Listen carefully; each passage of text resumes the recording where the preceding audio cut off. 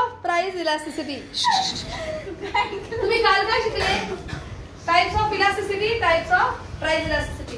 मी तुम्हाला त्याच्या नोट्स सुद्धा ऑलरेडी टाकलेले आहेत पीडीएफ ला, है ना? टीचर एखाद्या स्टुडिओवर बसून काफी आहे काय माझं तुमच्याकडे बघा. पहिले काय आहे? Price elasticity of demand.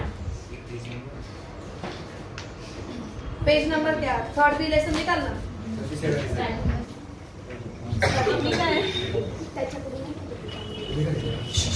आपण काय शिकत होतो काल? Price elasticity of demand. त्याचे प्रकार किती टोटल? 5 है ना. पहिले काय होतं? परफेक्टली इलास्टिक डिमांड म्हणजे संपूर्ण लवचिक मागणी. दुसरी होती परफेक्टली इन इलास्टिक डिमांड, संपूर्ण अलवचिक मागणी. तिसरी होती युनिटरी इलास्टिक डिमांड म्हणजे काय? युनिटरी इलास्टिक डिमांड त्याचा अर्थ काय? एकक लवचिक मागणी. नंतर काय होती?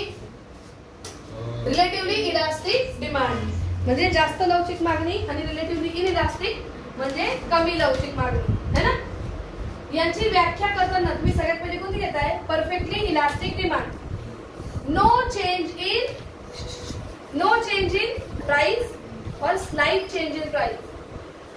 किंमत बदलेल थोडीशी म्हणजे अल्पशी किंवा किंमत किती बदलणार नाही. आणि मागणी कशी बदलते? अनंत पटीने. किंमत अगदी 10% वाढली आणि कमी झाली आणि मागणी डायरेक्टली 100% काय झाली रे? जास्त झाली, वाढली, अनंत पटीने वाढली. इथे काय झालं? Infinite elastic demand. याला कसं म्हणायचं? मागणीची लवचिकता is equal to infinite. Infinite म्हणजे काय? अनंत. याला म्हणायचं तुम्ही अनंत लवचिक मागणी. याला कोणती लवचिक मागणी म्हणता तुम्ही? अनंत लवचिक मागणी, परफेक्टली इलास्टिक डिमांड. याचं एक्झाम्पल काय आपल्याकडे? Gold, perfectly elastic demand. आता याची जी इलास्टिसिटी आहे ती कशी आहे? मागणीची लवचिकता कशी आहे? अनंत आहे. याला काय म्हणायचं? अनंत. इंग्लिश मध्ये नो इन्फानाइट. लिहिताना कसं लिहिणार? Other things being constant, slight change और no change in quantity demanded leads to infinite change in. उलट बोलले ना मी? नो चेंज और slight change in price of the commodity leads to infinite change in quantity demanded is called as perfectly elastic demand. संपूर्ण लवचिक मागणी किंवा अनंत लवचिक मागणी कशी असते? किमतीत अल्पसा बदल झाल्यामुळे किंवा किमतीत बदल झाला नाही तरी मागणी जेव्हा अनंत पटीने वाढते त्याला म्हणायचं अनंत लवचिक मागणी.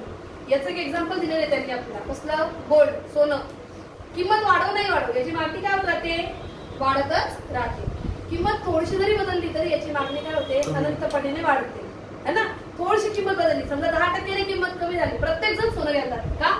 किंमत कमी झाली, सोनं घ्या. काय माहिती भविष्यात वाढेल? येतं लक्षात? जर का तुमची किंमत 60,000 होती, याचे समजा आहे ना 59,000 जरी झाली ना, लोक सोनं घेणं वाढवतात का? त्यांना वाटतं की कमी झाली ना म्हणजे फ्युचरमध्ये वाढणार आहे, आपल्याला काय मिळणार? इन्कम मिळणार. म्हणजे ते गोल्डची डिमांड काय होता? वाढवतात. कशी? अनंत पटीने, इन्फानाइट इलास्टिक डिमांड. याचा कर्व कसा असतो? हा तुमचा वाय ऍक्सिस, हा तुमचा एक्स ऍक्सिस. तुमचा कर्व इथे कसा असतो? रेक्टँग्युलर हायपर नाही, rectangular hyper sorry parallel to X axis. म्हणजे त्याला काय म्हणायचं? हॉरिझॉन्टल. मला हे म्हणायचं हॉरिझॉन्टल. कसा असतो तो? हॉरिझॉन्टल म्हणजे पॅरलल टू एक्स ऍक्सिस, क्ष अक्षाला समांतर. मागणी कशी बदलली? हे बघा, अनंतपणे मागणी बदलली.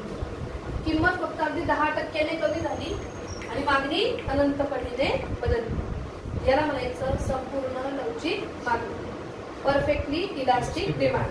त्याला आपण काय म्हणतात? इन्फानाइट इलास्टिक डिमांड, अनंत लवचिक मागणी. दुसरी कोणती होती? संपूर्ण अलवचिक मागणी, perfectly in elastic demand. Perfectly inelastic demand याचा फॉर्म्युला कसा आहे बघा तुमच्याकडे? इथे elasticity of demand is equal to 0 आहे. कारण काय रे? Percentage change in quantity demanded upon percentage change in price. मागणीतील शेकडा बदल भागिले किमतीतील शेकडा बदल. किंमत कितीही बदलली, 100% किंमत बदलली, पण मागणी काय बदललेली नाहीये. म्हटलं मागणीची लवचिकता किती येणार? 0 येणार. 100 ने 0 ला भाग जाणार आहे का? नाही. म्हणजे मागणीची लवचिकता किती आली? 0. हा तुमचा y ऍक्सिस, हा तुमचा x ऍक्सिस. किंमत एवढी होती, तुमची डिमांड एवढी होती. किंमत झाली कमी, डिमांड आहे तेवढीच. किंमत झाली जास्त, डिमांड आहे तेवढीच. हा कसा गेला? पॅरलल टू y ऍक्सिस, य अक्षाला समांतर. कसा आहे तो? पॅरलल टू y ऍक्सिस, य अक्षाला समांतर. आलं का लक्षात? हा य अक्षाला समांतर आहे, यालाच आपण इंग्लिश मध्ये काय म्हणतो? व्हर्टिकल. कसा आहे? व्हर्टिकल आहे, स्ट्रेट आहे, सरळ आहे. कोणत्या अक्षाला समांतर आहे? क्ष अक्षाला का य अक्षाला? य अक्षाला, म्हणजे पॅरलल टू y ऍक्सिस. इथे उत्तर कसं येणार? Other things being constant, quantity demanded will not change even at any price level is called as perfectly inelastic demand. There are no change in quantity demanded even at any price level. Price किती पण असते पण demand काही change होत नाही. याला म्हणायचं perfectly inelastic demand. कितीही किंमत बदलली, किमतीत कितीही बदल झाला तरी मागणीत जेव्हा बदल होत नाही त्याला म्हणायचं संपूर्ण अलवचिक मागणी. राहील लक्षात? वापस का शिकवते? 8 मार्काचा क्वेश्चन. नंतर आहे तुमच्याकडे कोणती? Unitary elastic demand. याला काढताना मी तुम्हाला फॉर्म्युला शिकवणार.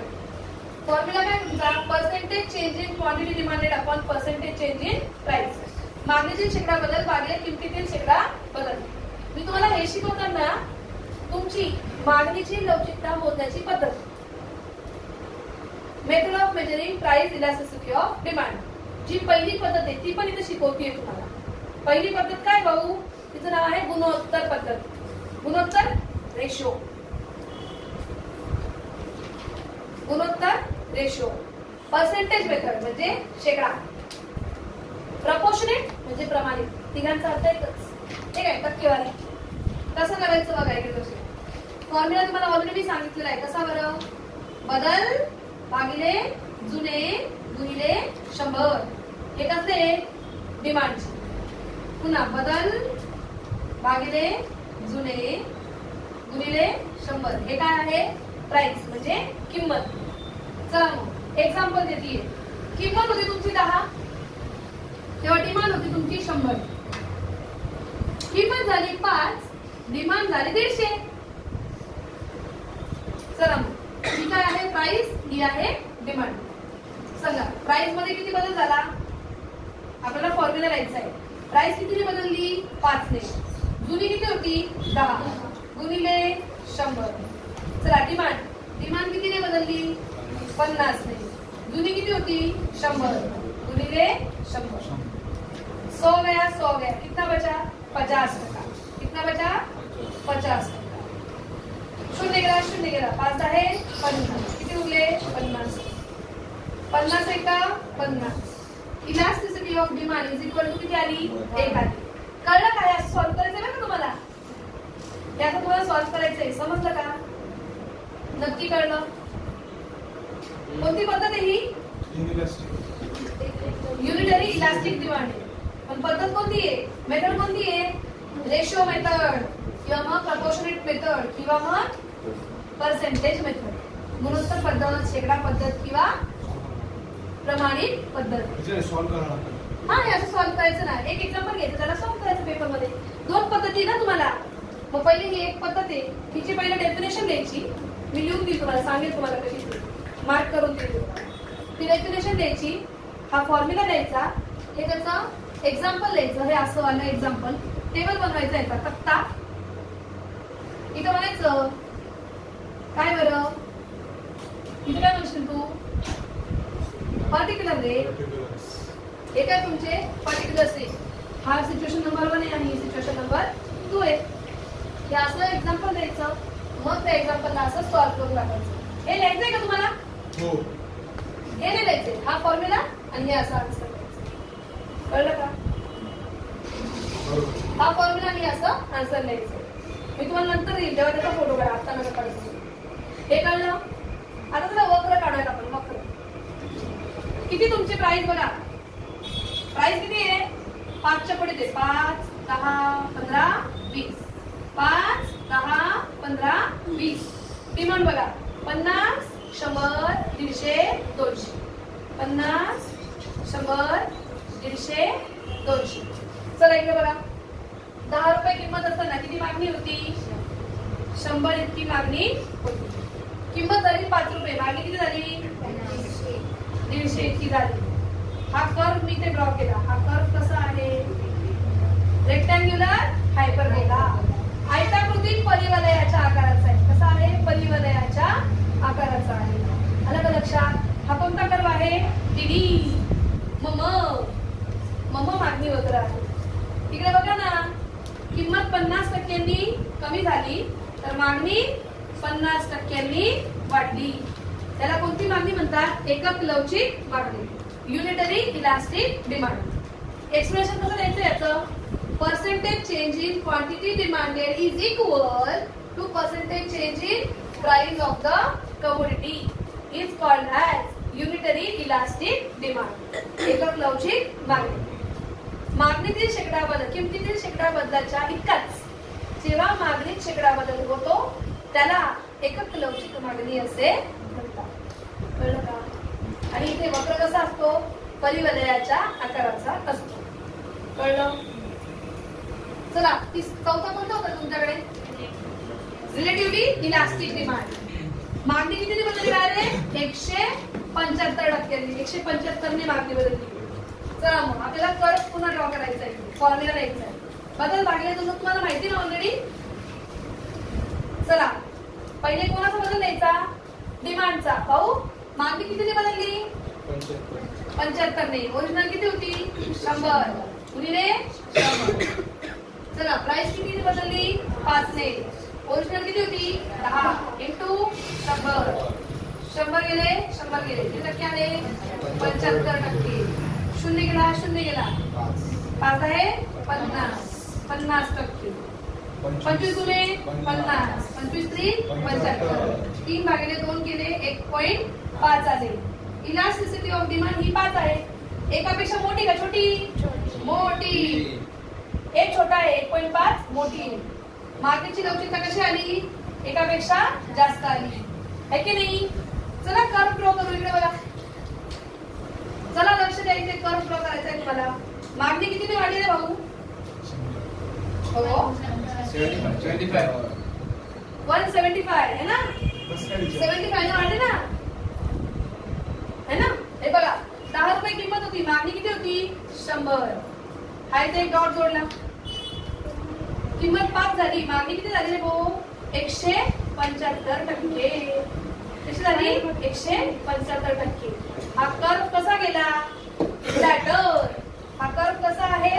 फ्लॅटर आहे, पसरट आकाराचा आहे. हा कर्व कसा आहे? फ्लॅटर, पसरट आकाराचा आहे. याचं एक्सप्रेशन कसं द्याल तुम्ही? कोणाचा बदल जास्त झाला? मागणीचा. कोणाचा कमी झाला? किमतीचा. माहिती का? किमतीतील बदलापेक्षा जेव्हा मागणी जास्त बदल होतो त्याला जास्त लवचिक मागणी असे म्हणतात. कळलं का?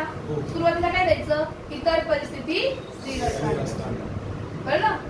इंग्लिश वालो अदर थिंग्स बी कॉन्स्टंट. सुरुवात कुठून करायची? Percentage change in quantity demanded is more than percentage change in price of the commodity is called as relatively elastic demand. And here demand curve is flatter. मागणीचा वक्र कसा आहे? पसरट आकाराचा आहे. कळलं का? मी प्रकार शिकवता मेथड शिकवते बरं का? Method of calculating elasticity of demand. किमती चौथी, प्रकार number 5, relatively in elastic demand. है की नाही? चला इकडे बघा, चला इकडे बघा. लक्ष आहे तुमचं? बघणार आहे बाबा. किंमत किती कमी झाली? 2.5 पर्यंत आली, पण डिमांड किती वाढली? फक्त 50 नेच वाढली, है ना? किंमत कमी झाली 2.5 ने आणि डिमांड वाढली 50. 2.5 ची किंमत आणि मागणी किती वाढली? 150. 10 रुपये होती तेव्हा 100 किलो मागणी आणि झाली तर 150 किलो मागणी, है ना? आपल्याला त्याच्या फॉर्म्युल्यामध्ये द्यायचं त्याचं उत्तर. चला, फॉर्म्युला कसा आहे तुमचा? मागणी भागिले किंमत, है ना? Percentage change in quantity demanded upon percentage change in price. मागणीतील शेकडा बदल भागिले किमतीतील शेकडा बदल. चला वरती किंमत किती, मागणी कितीने बदलली 50. आधी किती होती 100 गुणिले 100. किंमत कितीने बदलली 7.5. आधी किती होती 10 गुणिले 100. 100 गेले 10ची अडीच झाली ना. किती नाही बदलली इथे बदल आहे ना. म्हणजे 7.5 म्हणजे अरे ही मागणी कशी काढली 150 मायनस 100. मग हे प्राइसचा बदल कसा काढणार 10 मायनस 2.5 7.5. 7.5 कसं काय 10 अडीच वजा कर ना 7.5 आलं ना. हा बरोबर आहे 7.5 भागिले 10. चला इकडे लक्ष द्या. लक्ष इकडे 0 गेला 0 गेला सॉरी 100 गेले 100 गेले किती उरले 50. हा 0 गेला हा 0 गेला 75 × 10 7 पॉइंट × 10 75%. 25 एक 25 25 गुणे 25 3 आता 2 भागिले 3 आहे. जेव्हा तुम्ही 2 भागिले 3 कराल या 2 ला 3 ने भागायचे.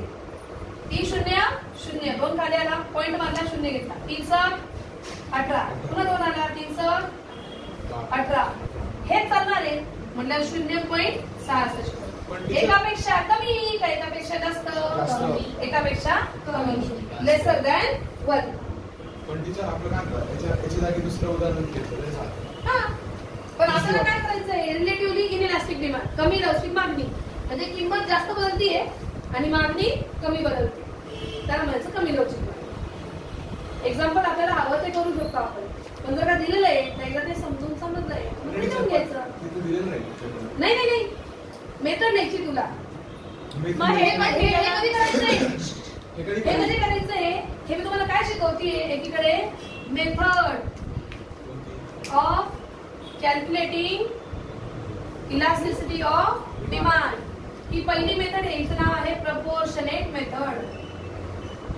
प्रपोर्शनेट मेथड रेशो मेथड किंवा पर्सेंटेज मेथड गुणोत्तर पद्धत शेकड्यावारी पद्धत किंवा प्रमाणित पद्धत ती शिकवती मी तुम्हाला. म्हणजे एकामध्ये 2 काम होत आहेत माझे. ऑलरेडी जे काय शिकवलं ना ते पण रिपीट होत आहे आणि मेथड शिकवली जाते. कळलं का. एकच कॅल्क्युलेशन तिघांपैकी एकच कोणतं तरी लिहायचं तुम्हाला. तुला वाटलं युनिटरीचं लिहायचं तू युनिटरीचं लिही 50 लागले 50 वाले. एक्झाम्पल होतं ना 10 100 किलो मागणी 5 रुपये 150 किलो मागणी 50 लागले 50. तसं मला एक्झाम्पल घेतलं तरी चालणार आहे. ते तुम्हाला वाटतं हे घ्या ते तुम्हाला वाटतं याच्या आधीच चला याच्या आधीच सोपं आहे किती अवघड. अरे मी शिकवते फक्त तुम्हाला कसं काढायचं नाही का. आता पुढे बघितले किंमत किती कमी झाली भाऊ आपली 75% म्हणजे किती झाली आता ती 2.5 झाली आहे ना. किती झाली 2.5 2.5 कितीने कमी झाली 75%. पण मागणी मात्र कितीने वाढली भाऊ 50%. म्हणजे बघा इथे इथे इथे इथे असं मी किंमत जॉईन करा किंमत हा बघा कसा गेला रे हा वक्र तीव्र उताराचा steeper sheer curve is steeper.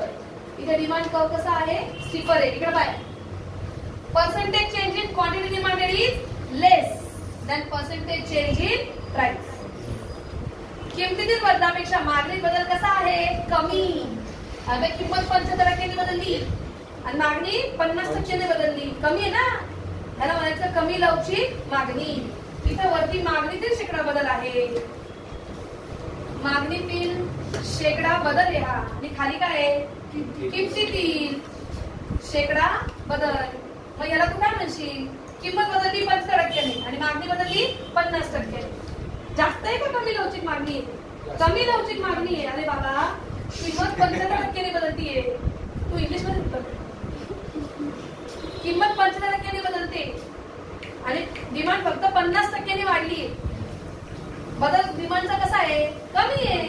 Relatively inelastic demand कमी लवचिक मागणी. किमतीतील बदलापेक्षा मागणीत जेव्हा कमी बदल होतो त्याला कमी लवचिक मागणी असे म्हणतात. भाऊ इकडे percentage change in quantity demanded is less than percentage change in price. It's called as relatively inelastic demand. कळलं का? ही तुमची मागणीच्या लवचिकता मोजण्याची पहिली पद्धत होती. जा त्या पद्धतीवर आले का? हा, कोणते विचारलेले? प्रपोर्शनेट मेथड पहिली मेथड. हा, ते म्हणजे ते खाली आहे. आता एवढ्यात आपण पहिली मेथड शिकलोय. त्यांनी पण तिथे एक्झाम्पल दिले ना रे प्रथमेश? त्यांनी पण एक्झाम्पल दिले. तिथे एक टेबल दिलाय बघ, टेबल मध्ये किंमत दिली. सांग बरं किती किंमत होती? 10. मागणी किती झाली होती? 9. आणि मग काय झालं? मग पुढे काय किती किंमत होती? 10 का 20 का 9 का 25 हुआ. हाँ 20. 20 इकडे 20 आणि इकडे 25. ओके, असा बदल झाला ना? चला इकडे बघा. प्राइस 20 आहे टीचर. प्राइस 20 आहे. 20 आणि 25 आणि 20 त्याच्यानंतर 10 आणि आणि 9. 25. ओके. आणि इथे किती आहे? 10 आणि 9. किंमत 20 असताना मागणी होती 10 किलो. किंमत झाली 25, मागणी झाली 9 किलो. ओके, आता हा फॉर्म्युला तुम्हाला हे एक्झाम्पल समजलं तर हेच पेपरला लिहू आपण. ओके, याला लिहायचं नसतं आहे तुम्हाला इथे, माहित ना? गुणोत्तर पद्धत ही मागणीची लवचिकता मोजण्याची एक पद्धत आहे, जी कोणी काढलेली आहे तिथे दिलेलं आहे बघ. अल्फ्रेड मार्शल आहे का? अल्फ्रेड मार्शल यांनी ही पद्धत विकसित केलेली आहे. अरे खाली वाचलं तिथे.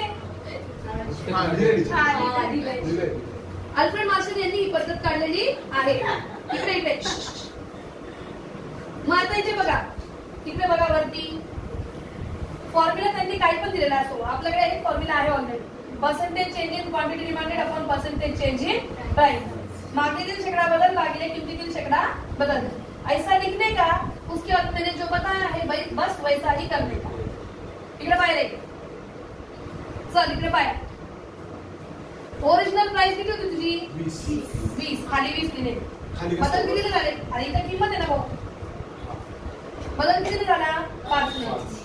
चला, ओरिजिनल डिमांड किती होती? 10. बदल किती झाला? 1 दिले. कळलं?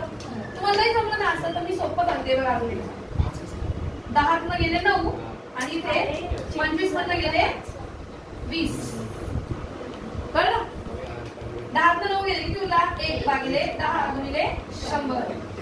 25 मधनं गेले 20 किती उरले? 5 भागिले 20 गुणिले 100. कळलं एवढं? शून्य गेला 10 एक 10%. शून्य गेला 2 25 10 5 25%.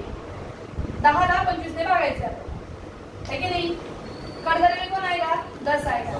25 ने डिवाइड करायचे. 25 शून्य 0 10 असं झाले. पॉइंट मारा. 0 घ्या, पुढे घ्या, इथं घ्या. 25 to 100 किती आलं? 0.4 है की नाही? एकापेक्षा जास्त की एकापेक्षा कमी? एकापेक्षा कमी. दिस इज रिलेटिव्हली इनइलास्टिक डिमांड. कमी लवचिक मागणी. कळलं? ही एक पद्धत होती तुमची. तुम्हाला पेपरला क्वेश्चन आला की ग्रेटर असतं ना, जी मोठी ना त्याला ग्रेटर म्हणायचं, जी छोटी तिच्याकडे कोण येणार सवाला? ग्रेटर दॅन 1 नाहीये, ही काय आहे? Lesser than 1. कळलं का? तुम्हाला काय द्यायचं पहिले? मागणीची लवचिकता म्हणजे काय? मागणीची लवचिकता मोजण्याच्या 2 पद्धती आहेत. 3 पद्धती आहेत, त्यातल्या 2 आपण लिहिणार आहे. मागणीची लवचिकता म्हणजे काय? What is elasticity of demand ते लिहिणार. Methods of measuring elasticity of demand are 3. मागणीची लवचिकता मोजण्याच्या पद्धती किती आहे? 3. आणि मग त्यात तुम्ही एक्सप्लेन किती करणार? 2. पहिलीचं डेफिनेशन लिहिणार आणि असं एक्झाम्पल लिहिणार आणि त्याला असं एक्सप्लेन करणार. कळलं? आणि दुसरी पण आहे, तिला पण तसंच एक्सप्लेन करायचं आपल्याला लिहून. 8 मार्काला क्वेश्चन आला तर एवढं सगळं करायचं. 8 मार्काला आला तर एवढं सगळं करावं लागेल. आलं का लक्षात? पहिली मेथड कळली नक्की? त्या मेथडची डेफिनेशन दिली त्यांनी, आपण ती वाचूया. चला आता. अल्फ्रेड मार्शल यांच्या मते, हे तर खाली बघा ना त्या कोपऱ्याला, अल्फ्रेड मार्शल यांच्या मते ही पद्धत, या पद्धतीमध्ये मागणीतील शेकडा बदलाला किमतीतील शेकडा बदलाने भागाकार करून मागणीची लवचिकता मोजली जाते. याला शेकडेवारी पद्धत किंवा प्रमाणित पद्धत असेही म्हटले जाते. समजलं का? इंग्लिश वालो According to Alfred Marshall, this method is developed by Alfred Marshall. This is also called as ratio method or percentage method or proportionate method. In this, elasticity of demand is measured by dividing the percentage change in demand by percentage change in price. It is also known as arithmetic method. याला आपण काय म्हटलं जातं? Arithmetic method म्हटलं जातं to find out price elasticity of demand. कळलं का? एवढीशी definition लिहायची नाही, असं एक्झाम्पल लिहून एक्सप्लेन करायचं. याला 4 मार्क भेटली आणि दुसरी मेथड घेतली एक्सप्लेन केली का तिला 4 मार्क. दुसरी मेथडचं नाव काय? वाच. Total expenditure method, total outlay method. त्याचं नाव आहे. एक तर एक्सपेंडिचर मेथड, एक तर आउटले मेथड. मराठीमध्ये तुम्हाला एकच नाव आहे, एकूण खर्च पद्धती. टोटल आउटले मेथड, एकूण खर्च पद्धती. आलं का लक्षात? नक्की. मला त्या मेथड मध्ये आपल्याला पहिले वाचावं लागेल आणि मग आपण एक्सप्लेन करू. चलो, आता दुसरी मेथड कोणती आहे? टोटल आउटले मेथड, एकूण खर्च पद्धती. माझ्यामध्ये कोणी बोलला तर याद राखा. एकूण खर्च पद्धती, टोटल आउटले मेथड. याच्यामध्ये एक फॉर्म्युला लिहा तिथे बरं. 9 भागिले जुनं. करा पटकन, चला एक्सप्लेन करते मी तुम्हाला. पण आधी लिहा 9 भागिले जुनं. आम्ही पण लिहायचं. तुमच्या ते पुस्तक आहे ना, ते तुमचा असा चार्ट आहे ना, तो बघा चार्ट. या चार्टच्या इथे ना 9 भागिले जुनं किंवा असं लिहा न्यू डिवाइड बाय ओल्ड असं लिहून ठेवा. त्याची भावना काय ते मी तुम्हाला सांगते. न्यू काय अपॉन ओल्ड. कुठं लिहायचं? हा चार्ट आहे ना आपला, चार्टच्या बाजूला. तो चार्ट एक्सप्लेन करायचा ना मला, सांगा बरं कोणतरी. दे रे अभि. कृष्णा बुक दे. हा त्याच्या बाजूला. पहिले तुमच्याकडे कम्युनिटी कोण आहे? ए, बी आणि सी. रेकॉर्डिंग चालू आहे, तुमचे आवाज बंद हवेत का मला? ए, बी आणि सी. टोटल क्वांटिटी किती तुमच्याकडे बघा बरं. एबीसी च्या टोटल क्वांटिटीज बघा किती आहे. सगळ्यात पहिले किंमत 10 असताना मागणी किती झाली? 6. 10 60. किंमत झाली 20, मागणी किती झाली? 5. 20 पंचे 100. किंमत 30 असताना मागणी किती होती? 4. 120. किंमत झाली 40, मागणी झाली 3. 120. किंमत झाली 50, मागणी झाली 2 किलो, किती झाली? 100. किंमत होती 60, मागणी आली 1 किलो, किती झाले? 6. आता तुम्हाला फॉर्म्युलाला मी काय लावलं? New upon old. 9 भागिले जुनं, है की नाही? इथे तुम्हाला मोजायची आहे मागणीची लवचिकता, इलास्टिसिटी ऑफ डिमांड. इथे काय मोजायची आपल्याला? मागणीची लवचिकता, इलास्टिसिटी ऑफ डिमांड. चला आता एक गंमत बघा. त्यांनी ना ही कशी मोजायला लावली आहे? त्यांनी म्हटलंय की मूळ खर्च हा किमतीतील बदलामुळे, मूळ खर्चात जर का वाढ झाली तर त्याला म्हणायचं जास्त लवचिक मागणी. पुन्हा ऐका, किमतीतील बदलामुळे ज्या मूळ खर्चापेक्षा तुमच्या खर्चामध्ये वाढ झाली तर त्याला काय म्हणायचं? जास्त लवचिक मागणी. जर का खर्च सेम राहिला तर त्याला म्हणायचं एकक लवचिक मागणी. आणि जेव्हा किंमत बदलते आणि त्यामुळे मूळ खर्चापेक्षा तुमचा खर्च कमी होतो त्याला म्हणायचं कमी लवचिक मागणी. इंग्लिश वाल्यांनो, relatively elastic demand, unitary elastic demand आणि रिलेटिव्हली इनइलास्टिक डिमांड. कशी त्यात आपण फॉर्म्युलाने काढू येते बघायचं. पहिला खर्च किती झाले? 60 रुपये है ना. आणि जेव्हा नवीन किंमत बदलली तेव्हा खर्च किती आला आपला? 100. 9 भागिले जुनं. 9 किती आहे? 100. जुनं किती आहे? 60. 100 ला 60 ने भागलं किती आलं तरी आपलं भागाकार करून? शून्य गेला, शून्य गेला. 6 1 6. 1.666 है की नाही. ही एकापेक्षा कशी आहे? मोठी आहे. ह्याला काय म्हणायचं? जास्त लवचिक मागणी. ह्याला काय म्हणायचं? जास्त लवचिक मागणी. कशी म्हणणार? इथे elasticity is equal to greater than 1. 1.66. कळलं का प्रथमेश? नंतर बघ, किंमत बदलली तेव्हा पण 120. किंमत आधी होती तेव्हा 120. 9 भागिले जुनं 120. 120 120 एका 120 किती आली? 1. इलास्टिसिटी ऑफ डिमांड किती आली? 1. ही काय आहे? एकक लवचिक मागणी. आणि तिसरं, किंमत आधी होती त्या किमतीला मागणी किती होती? 100. जुनं कुठे असतं? खाली.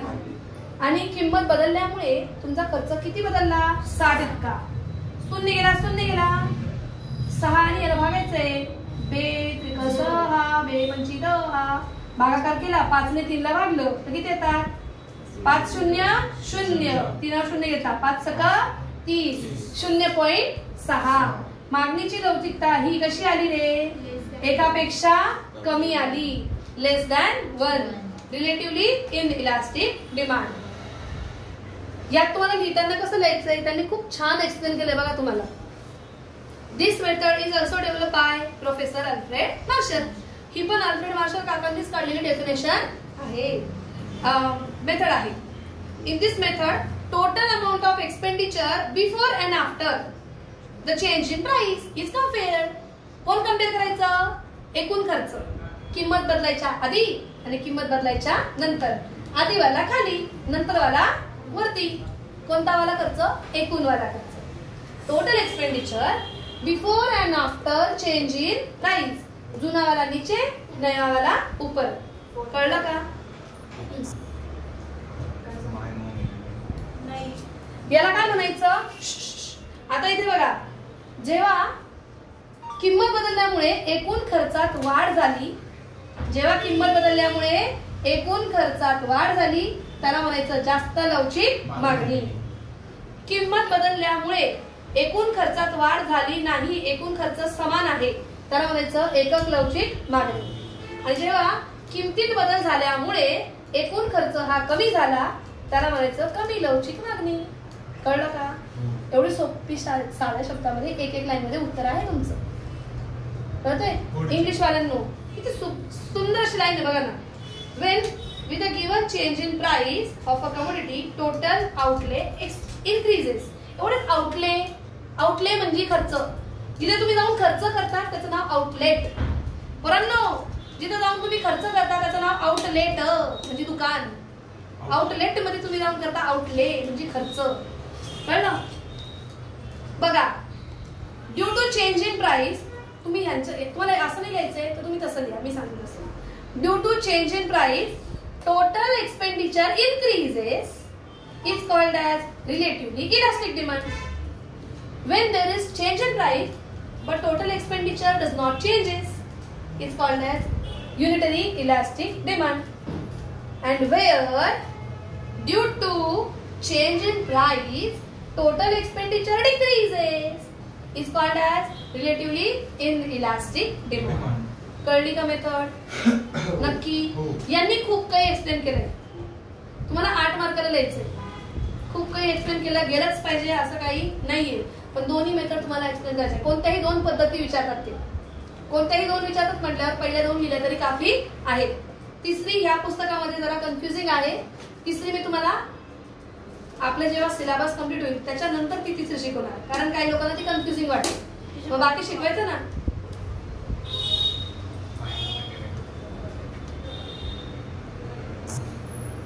बाकीचं जे शिकवायचं ना ते राहून जातं, म्हणून तिसरी पद्धत तुमची लास्टला शिकवणार. आता सध्या ही पद्धत समजली का?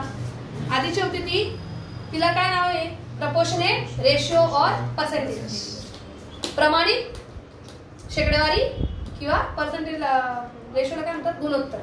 प्रमाणित शेकडेवारी किंवा गुणोत्तर पद्धत तिचं नाव आहे. किंवा तिला अजून एक नाव आहे इंग्लिश वाल्यांने, अरिथमॅटिक मेथड, कॅल्क्युलेशन केलेली मेथड. आणि इथे कोणती आहे? ही टोटल आउटले मेथड किंवा टोटल एक्सपेंडिचर. मराठीमध्ये सोपं आहे. एकूण खर्च पद्धती. भावना पोचली?